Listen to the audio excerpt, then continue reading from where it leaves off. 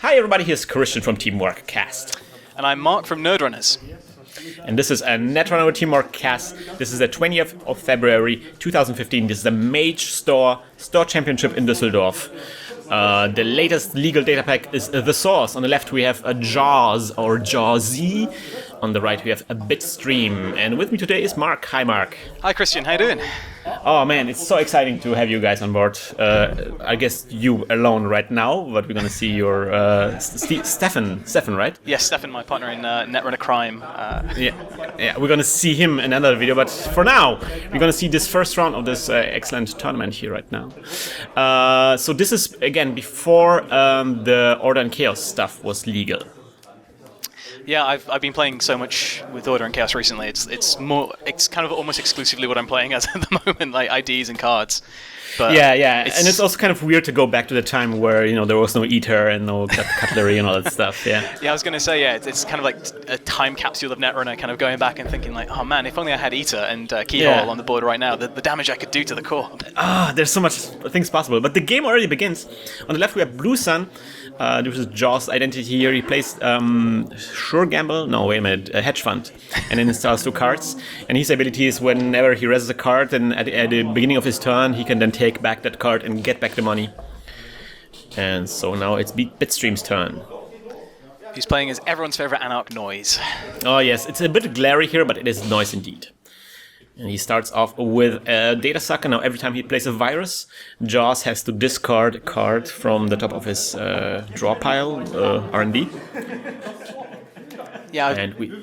Go ahead. I was just gonna say it's kind of a classic start. You want to get kind of sometimes as many viruses out on the table as quickly as possible with noise, and then kind of make that early archives run just to see if you milled anything good. Yeah, sometimes you just won the first agenda right there.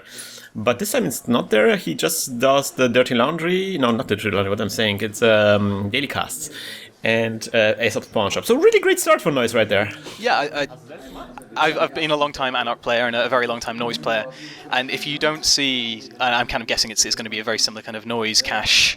Aesop's Pawn Shop type deck, and if you don't see kind of maybe the wild side as well, and definitely the Aesop's early, then it can be a real slog and a real struggle to play the game. So it's really good that kind of first turn Aesop is already out, and then suddenly a data sucker, it can be 1 credit to mill a card, and then next turn you sell it for 3, so you don't even have to use it. Yeah. And I think he forgot his data sucker here right now. Oh, from the archives run? Yeah, he did. Maybe he's just in the mindset of wanting to sell it so badly that he doesn't really mind. Yeah, alright, so we see the oversight AI on the toll booth right now. So that's a mean thing that Blue Sun can do, sadly. So they can res it for free, so to speak, and then they can get it back and get all the money.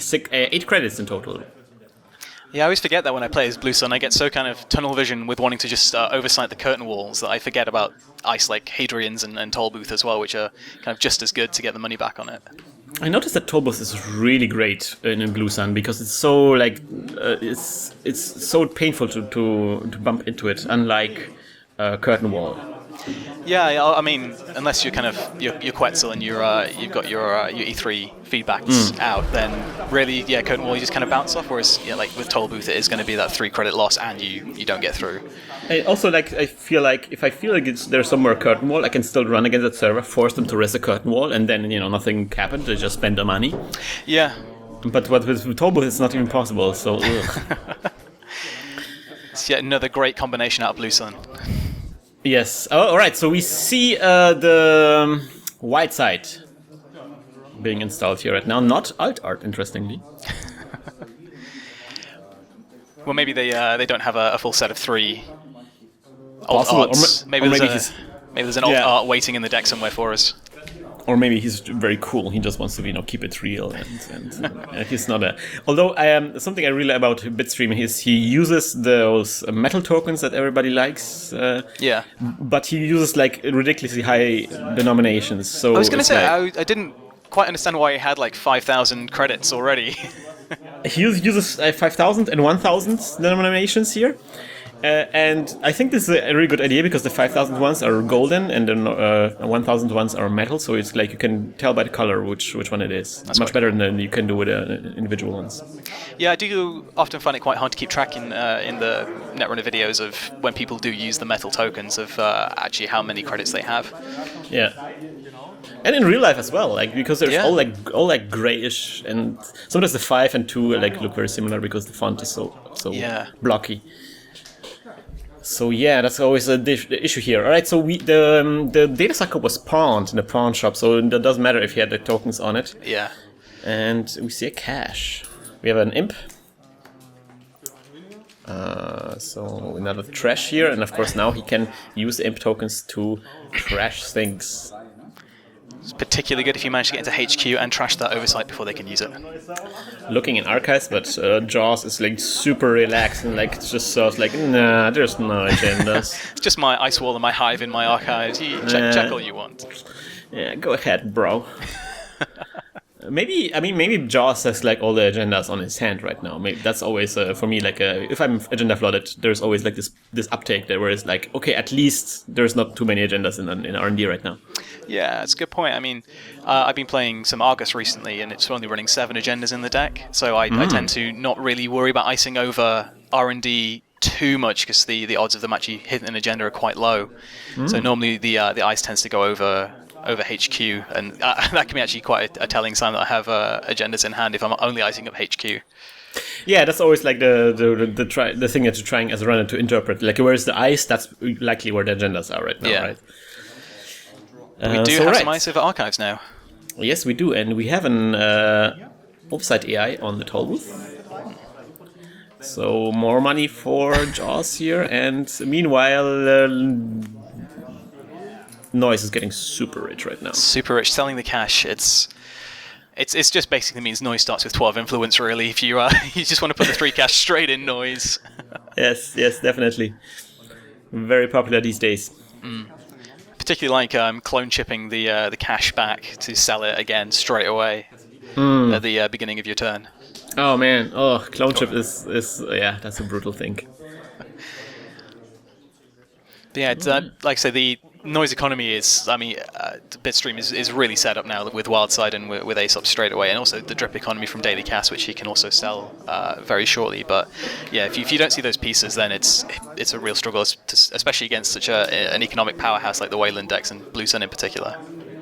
The only issue with Noise, I always feel, is like, how is he planning to run on things? You know, is he going to use? I mean, he doesn't have any Ether, I guess, because that's before Ether time. Yeah. So I'm guessing maybe it's Crypsis or something, or maybe Darwin. It's going to be difficult for him to get through all those things. So yeah, he plays another cache, and then he plays a data sucker. Yeah, almost. It does feel like Bitstream is kind of going for the mill victory, just kind of keep hammering the viruses out, the cheap 1 credit viruses, and hopefully mill enough points. Maybe Hades Shard's out by now. Yeah, so yeah, maybe true. he has a copy of that in the deck. That's very much possible. So then the counter strategy for JawZ would be to just create a scoring server and just score away. Yeah.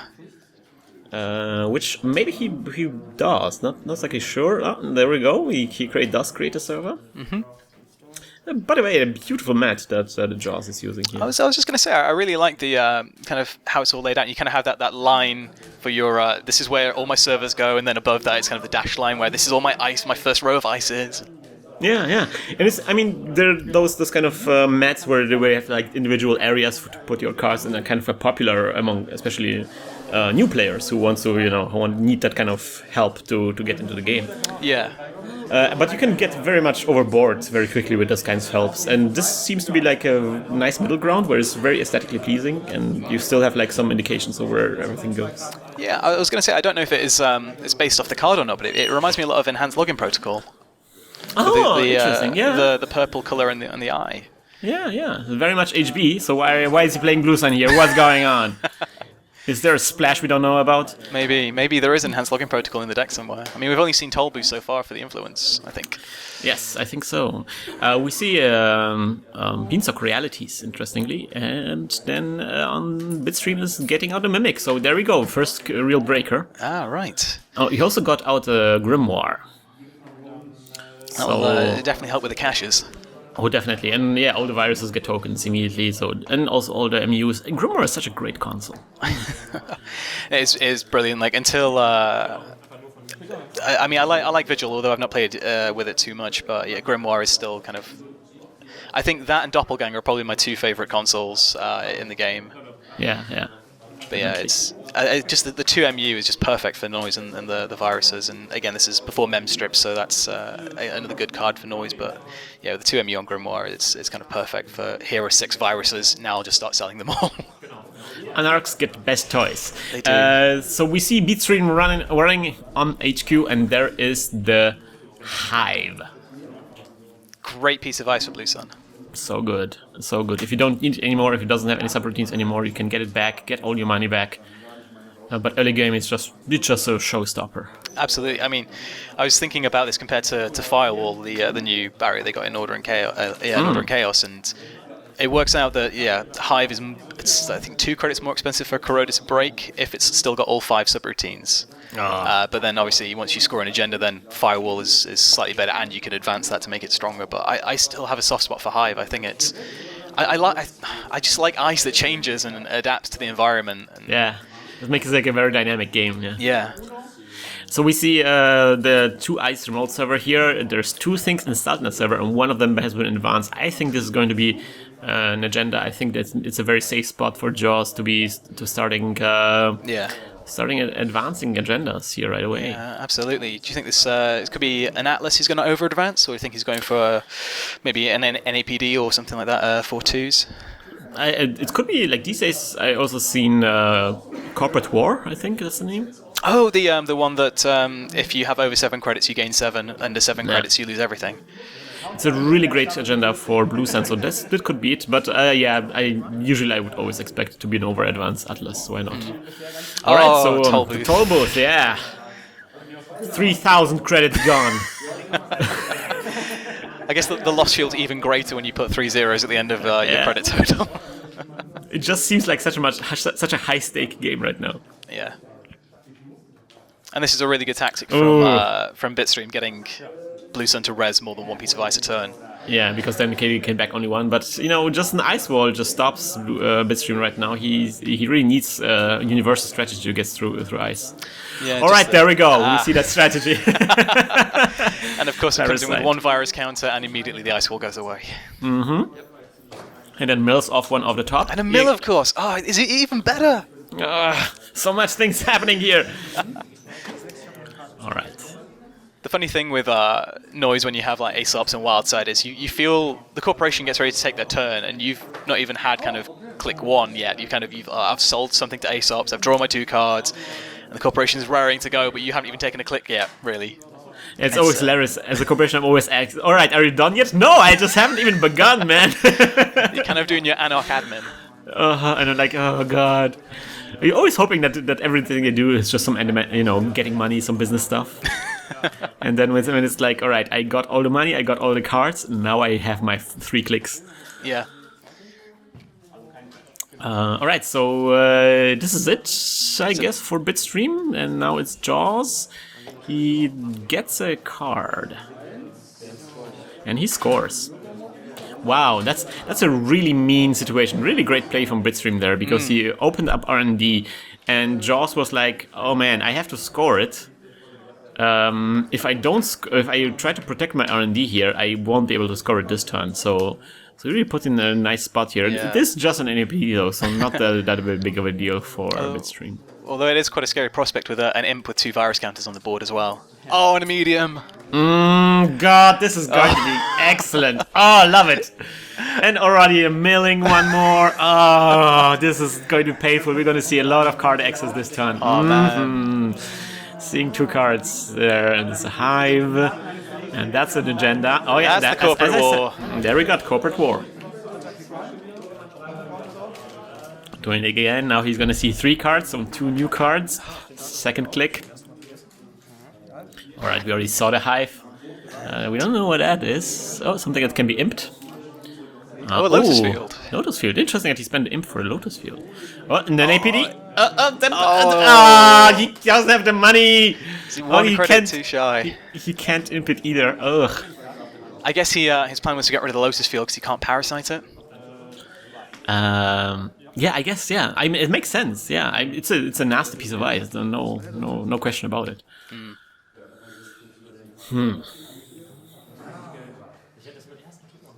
So the question is whether he gets 1 credit and runs again to get an APD, or whether he wants to get the more medium tokens on there. He decides for more medium tokens. Yeah, I think I'd probably check again, because then the next run that you make after this on your next turn is going to be even more devastating, and you never know, you might hit an agenda underneath the NAPD. And you really don't want to score an APD, actually. Like, that's an agenda nobody wants to score. Yeah, I was going to say, it's quite unusual that it's getting to a point now where runners are refusing to steal certain agendas. Yeah, I mean, it breaks you down, especially early game. Maybe late game, or maybe, if this wins you the game, then you bite the bitter pill. But, oof, like right now, he has so little money, and this would just take all the wind out of him. Yeah. And I don't think he's going to be able to sell anything at the start of his next turn either. Everything seems so vital right now. Alright, we see JawZ plugging that hole. Of course, Bitstream saw the ice, so this might be the hive that was on top. Potentially. It's we'll be down to 3 subroutines now as well, so it's still quite a quite bad for Bitstream with no Corroder or Darwin or anything like that to get past it. Definitely. Of course, if he has a parasite, that would be great. Because there is like 3 or 2 tokens on Data Sucker. Oh, we could get rid of it immediately, of course, yeah. Okay, we see interns and installing the sexy bots in the server. Who doesn't love a good sexy man bot? I don't know any person. Or I guess some people in the comments don't like when we mention the sexy bots. Alright, so selling now... the imp. Wow, really? No, well, I guess...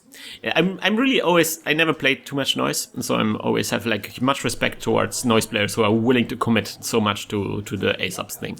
Yeah. It can be quite difficult to judge when to sell certain cards, but I think with not getting into HQ with the hive up and then being the R&D's re-iced, I think the odds of kind of getting in there to imp anything is going to be quite low. So maybe it is a wise call just to get the 3 credits and try and get back into R&D. Yeah. I mean, every R&D run is going to be so deadly right now, and because there was no purge, there's still like 4 tokens on medium. That's why I don't like those tokens that he's using there. I think that's a broken egg ones. Not exactly sure. Possibly. And they have like this shape that is not very well recognizable. Like they blend into each other. It's like some splatter of tokens on them.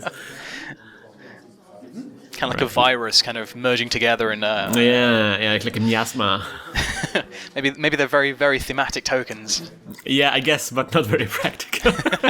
All right, we see Deja Vu getting back 2 viruses, which one of those was Cash, the other one was, I think, Parasite? Or maybe not? I think one was the imp that just got played. Imp. Oh, it makes sense. Oh, obviously, duh.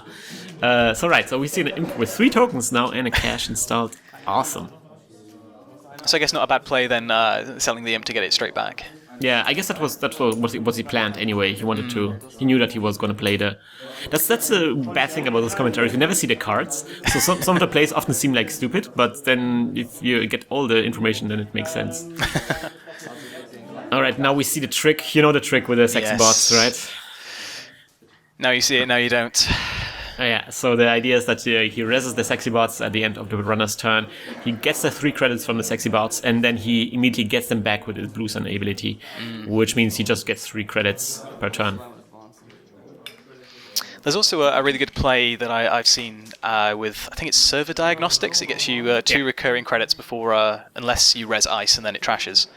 But yeah, server diagnostics is basically the same trick that doesn't cost influence. It's 2 credits instead of 3, so it's slightly less, but it's nice to see a card that was never used before in play. Yeah, I do a lot of my deck building around kind of looking at cards and thinking, is there a way I can play that card, and trying to find ways to make cards that maybe people don't play as much quite good. Yeah. So we see an assault on HQ here right now, playing the virus. Ooh, milling, and then I guess he will run on it and use the. Yes, he will use the data sucker to bring it down to strength 0 and trash the hive immediately, opening the HQs. Ready for some imp accesses as well. Oh, interesting. So that server, the card that was installed there, this time it's too advanced, so we have to assume that's another agenda there. Ooh, nice little dice that he has there. Cyberpunk dice. Ooh. So it looks a bit like the companion cube from the Portal games. It is. So he imps the changeling. Good little piece of ice. Of course, the less ice JawZ has on hand, the less likely he will be able to plug that hole on HQ. Mm-hmm. And of course, the chance to see some new card on HQ is increased, trashing the Jackson. Another good play. It can be a quite difficult decision to make whether or not you trash the Jackson or kind of leave them to be installed and then maybe run them later. But I think when you're noise and you're kind of very much reliant on unlucky mills of cards, you want Jackson in the bin as quickly as possible. Yeah. Also, I asked some professional players about this because I was never sure whether I want to spend the 3 credits. Yeah. And they told me that you always trash the Jackson, even if you have to pay 3 credits for it, just because they can get it back with another Jackson. Yeah, but that's making it even more inefficient when they're forced to rescue a Jackson with a Jackson. So and there is that advantage to it. So they're not able to rescue another agenda, or another useful card, like Oversight AI in this case or something. Yeah, absolutely. So they have to rescue a Jackson, and Jackson is always easy to deal with, easier perhaps than an Oversight AI. Yeah. I'm going to say I do quite like the strategy of milling ice as well, with Imp and just in general with the Anarch cards. I think it's because if you can open a kind of a server up with parasites or any other trickery, then just denying the ice to be able to put it back down just keeps them from being able to protect themselves even more, and then you get even more accesses, and it just really it can really snowball very quickly for the minute you start denying the corp their ice. Because it doesn't matter how much money you give them, then they can't really spend it on rezzing anything. Absolutely, because then, of course, the agenda density is increased. So, the corporation is not drawing onto ice, but instead they're drawing an agenda, so they become incredibly vulnerable to any kind of attack. So we see that hole being plugged. Whatever was installed in advance hasn't moved this turn, so we don't know what it is. JawZ has more than enough number of credits. I'm quite glad they're leaving their dice on 5 rather than taking them to 6, so it makes it a lot easier to count. So good. And also those nice bright yellow dice, so it's very easy to see. If you're using dice, that's the way you use dice. And also having a dedicated area for them. It's kind of my pet peeve if people put the stuff on their identity card, so I'm really glad about that. To be honest, I used to keep my money on my IDs until I started watching your videos, and then now I can't stand it. I have to keep my money and see the other player's money. It has to be somewhere on the board, on their mat, just anywhere but their ID, really. I'm so glad that I was able to convert one soul. I'm a changed man because of you. Oh man, great. So I feel so justified right now. It's true. It makes it so much easier to count if it's in a dedicated area. Yeah, it is. Especially if there's a heap that collects after some time. If it's just 3, 4, 5, it's fine. But once you get 20s, it gets ridiculous. All right, so we see a clone chip being used for a cache. That's great. And then another thing being milled. Oh, and running on the R&Ds, archives here, getting through the caduceus with his mimic, and he sees one NAPD. Oh, I guess that was the NAPD off the top of R&D, right? Oh, it must have been. I wonder if Bitstream timed a virus install to snipe it off. That would have been pretty bows. That would have been pretty cool, actually. I'm super forgetful, so I kind of forgot all about that. I just assumed the NAPD was in hand or potentially even in the server at this point. I'm absolutely the same way. Whenever I index, whatever is not on top, I just completely forget. It's 3 turns afterwards. Wait a minute, am I already through the index cards yet or not? I'm gonna run anyway. Ooh, there is that toll move from earlier. Ooh, as I said, it's so painful in Blue Sun because every time you bump into it, it's. Ugh. And then it gets pulled back, and another card goes face down. And you don't know if it's a toll booth again, so it could be face checking. Is every card could be a 3 credit loss at this point. Yeah, but Bitstream is down to just 8 credits, so potentially vulnerable. Let's see about that. Bitstream is about to check himself. Lots of thinking going on. Because if you res that ice, maybe the remote server won't be protected anymore. Yeah, good point. And although, is this his last click, or is this his next to last click? I think he's second to last click. Ah, right.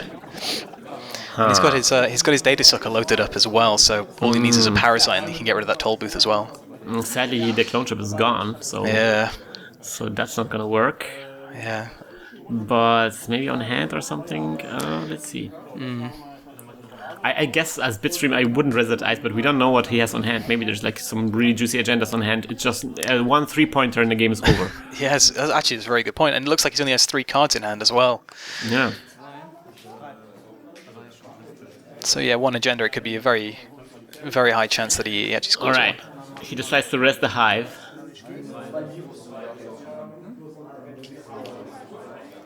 So hopefully the remaining ice is a 3 or less res cost.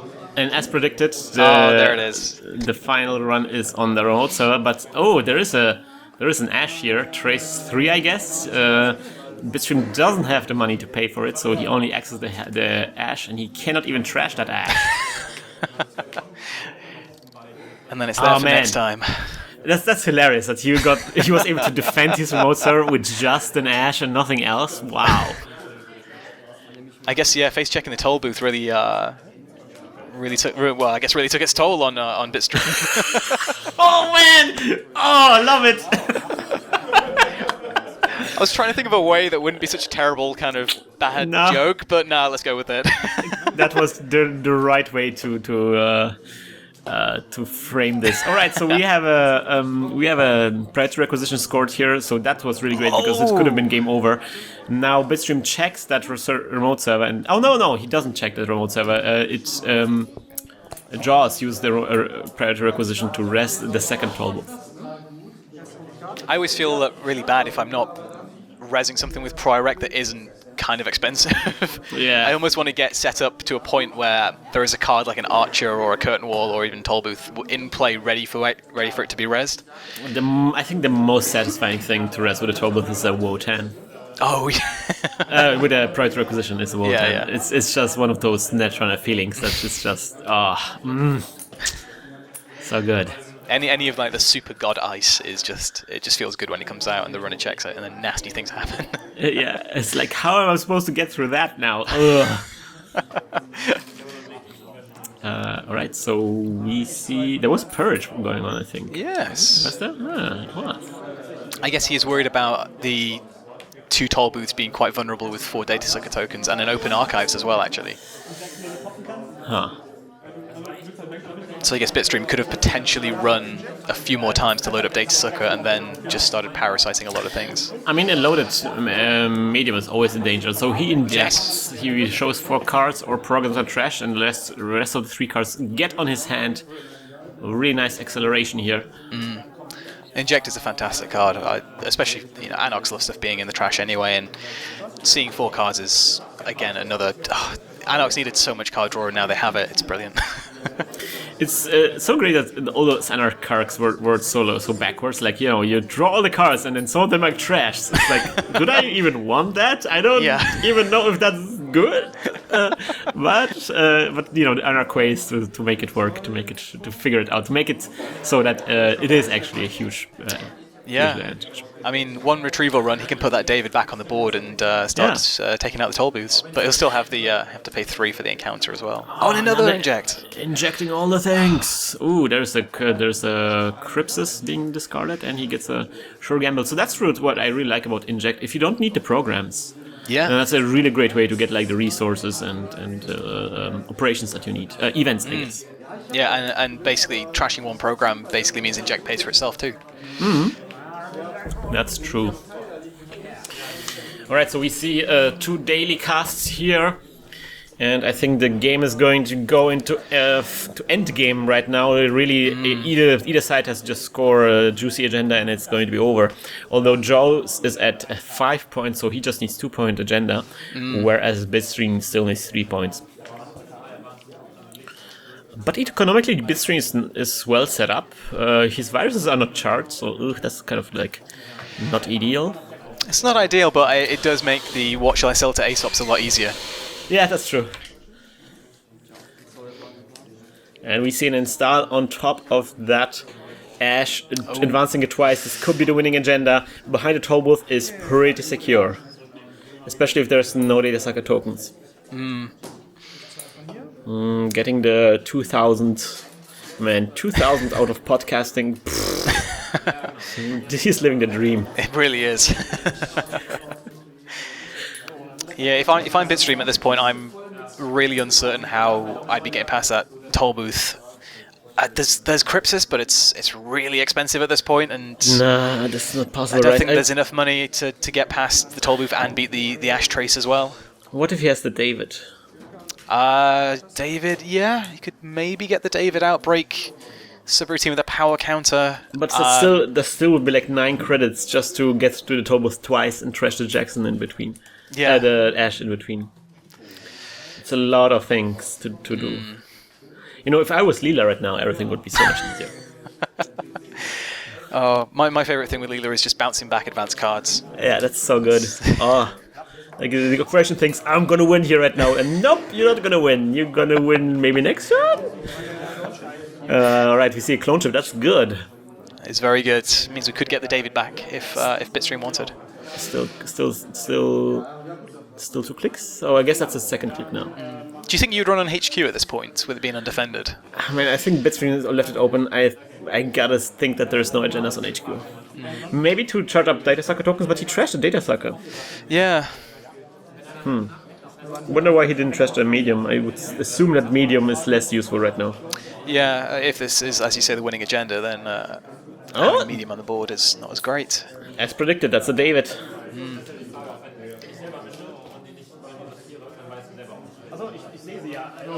Oh, this is going to be interesting.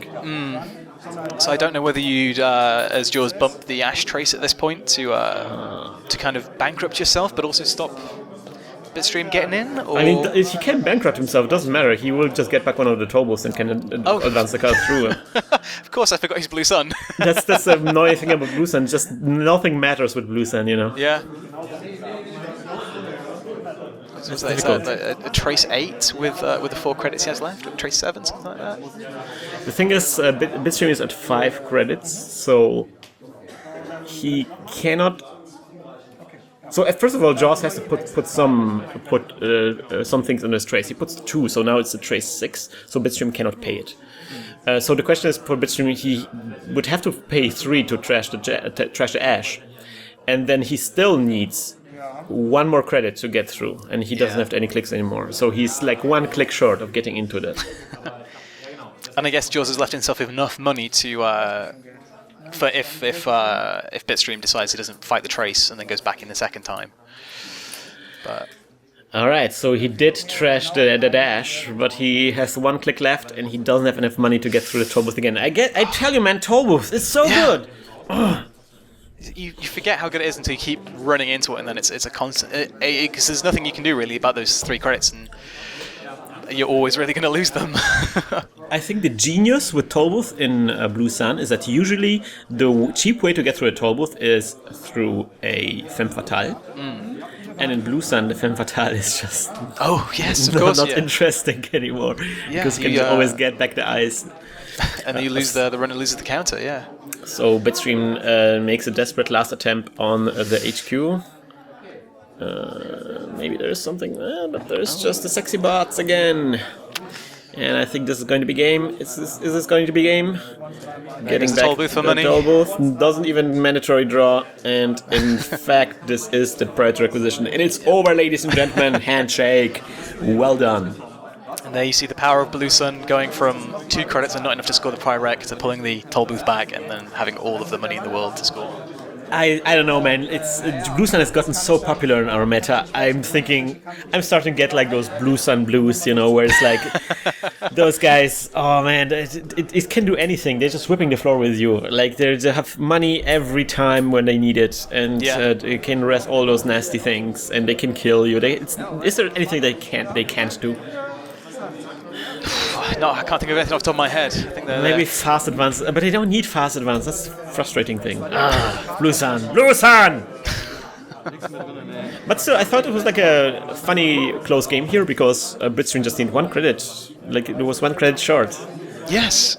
I mean, that's one of the things I really love about Netrunner is the fact that you can look at a game like this and think, for the most part, JawZ was kind of safe and sound for a lot of it, but it all came down to kind of 1 credit or maybe even 1 card access to. Then that would have changed everything. Yes, indeed.